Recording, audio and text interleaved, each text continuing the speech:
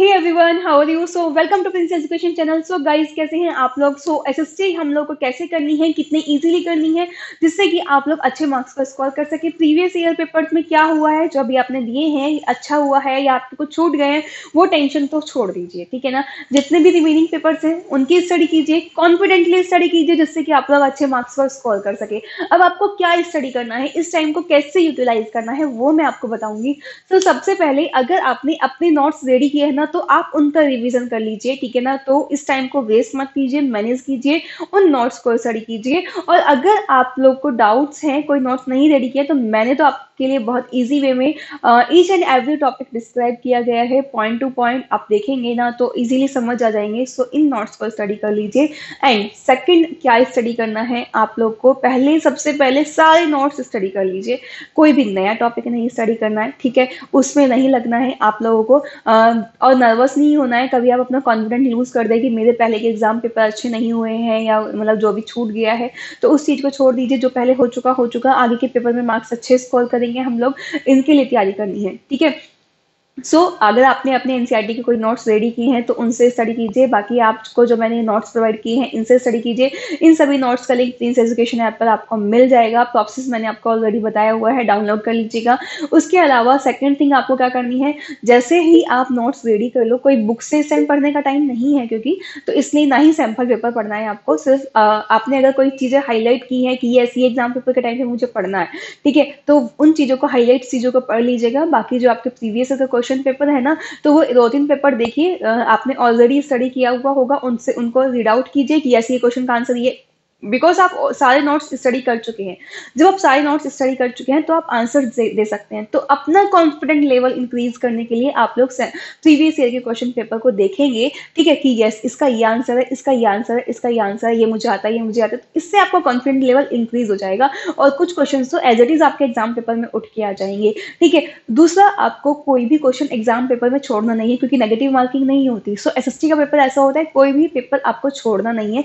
Each and every topic आपको करके आना है, ईच एंड एवरी क्वेश्चन करना है। और हाँ, सेक्शन वाइज करना है। ऐसा ना हो अब ये सेक्शन का इस सेक्शन का एक क्वेश्चन कर लिया, दूसरे सेक्शन का दूसरा क्वेश्चन कर लिया, फिर तीसरे का कर लिया, फिर वापस पहले का कर लिया।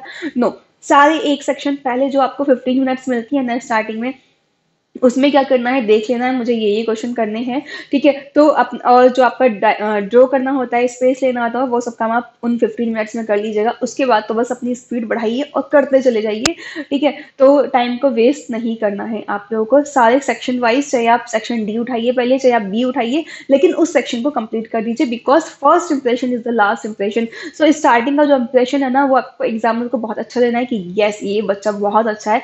जितना अच्छा इंप्रेशन देंगे उतने अच्छे आपको एग्जाम में खुश हो जाएगा और इतना अच्छा आपको मार्क्स देगा, ठीक है ना। तो फ्लो चार्ट जितने इजीली आप बना सको, यस इस टॉपिक के इतने टाइप्स होते हैं, इस टॉपिक के इतने टाइप्स है, तो फ्लो चार्ट में बनाइए उसको, ठीक है ना। क्योंकि एग्जामिनर के पास एक एक लाइन पढ़ने का टाइम नहीं है, और एसएसटी इतना डीप में होता है ना कि आप लोग उसे लिखते जाएंगे। लेकिन अगर आप लोग फ्लो चार्ट के बेसिस पर बनाते हैं, टॉपर कैसे बनते हैं यार, टॉपर ऐसे ही बनते हैं, ठीक है। बिकॉज वो दिखाते हैं कि ऐसी ये चीजें, हाईलाइट्स दिखाते हैं, हाईलाइट कर देते हैं उन चीजों को। तो आपको भी जो मेन पॉइंट है ना, उनको एग्जाम में हाईलाइट करके आना है, ठीक है। फ्लो चार्ट के रूप में बनाना है। अगर किसी चीज के 2 टाइप्स होते हैं ना, तो उसको भी ये बना दीजिए फ्लो चार्ट के बेसिस पे, और उनको फिर देन एक्सप्लेन कीजिए। उसके जो एग्जाम्पल्स है ना, उनको हाईलाइट कर दीजिए, उनको जो मेन पॉइंट है ना, उनको हाईलाइट कर दीजिए। एग्जाम में सिर्फ हाईलाइट चीज देखेगा, बाकी आपने क्या लिखा है, नोटबुक भरिए, वो कुछ नहीं देखेगा वो आपका, ठीक है। तो ऐसे ही टॉपर बना जाता है, आप अच्छे मार्क्स पर स्कोर कर सकेंगे। इन टिप्स एंड ट्रिक्स को फॉलो कीजिए। बाकी टाइम वेस्ट मत कीजिए कि आप बुक्स पढ़ रहे हो या फिर आप किसी की वीडियोस देख रहे हो। अब ये नोट्स, आप लोग को वीडियोस वगैरह या बुक्स पढ़ने का टाइम नहीं है, सिर्फ नोट्स देखिए, सब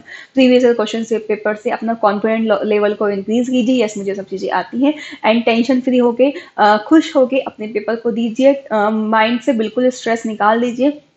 हैप्पीली स्टडी करेंगे तो अच्छे मार्क्स को स्कोर कर सकेंगे। आई होप मेरी जो ये बातें हैं ये आप लोगों को मोटिवेट करें एंड आपको हेल्प करे कि आप अच्छे मार्क्स को स्कोर कर सकें। सो मेरी विशेष तो आपके साथ है कि आप 90+ मार्क्स सबके सब अचीव करें। सो अगर आपको वीडियो अच्छी लगी ना, चैनल पर नया हो सब्सक्राइब कीजिए एंड लाइक कमेंट करके बताइए कि आपको ये हेल्पफुल रहे, नोट्स हेल्पफुल रहे, तो मेरी बातें हेल्पफुल रही। तो जल्दी जल्दी कमेंट करके बताइए, जिससे कि आपके लिए आगे 11th क्लास में भी नोट्स चीज़ें प्रोवाइड कर दी जाए। ओके, सो मिलते हैं नेक्स्ट वीडियो में। Bye bye, all the best, take care, thank you.